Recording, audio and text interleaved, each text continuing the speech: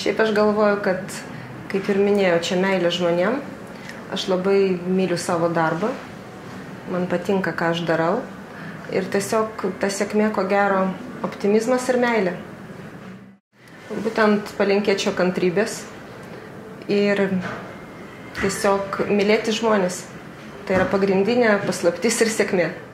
M1 plus klausytam palinkėčiau klausyti šią puikią stotį irgi. Ir optimizmo. Ko gero, mūsų gyvenime tai numeris 1 sėkmės faktorius.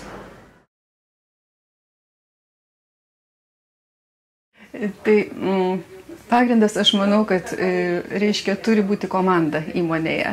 Ir komanda fanų, kurie myli savo darbą, gerbia vienas kitą, siekia bendrų rezultatų. Na ir ko gero, tai yra trumpas atsakymas. Na ir profesionalai be abejo, savo srities žinovai. Tik tai tiek.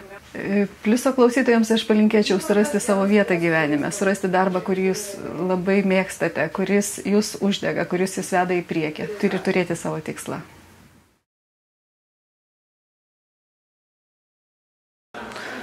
Auksinio boso paslaptis? Auksinio boso paslaptis yra geram kolektyve. Kai yra geras kolektyvas, neįsivaizduojat, kiek galima padaryti ir kokius kalnus galima nuversti. Tai turbūt vyksta natūraliai.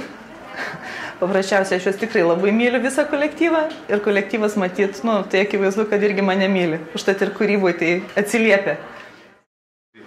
Pirmą dieną naujam darbe tikrai palinkėčiau susipažinti artimiau su kiekvienu asmeniškai, po to padaryti bendrą susirinkimą, ir po to after viso šito ir tai tikrai labai suartina.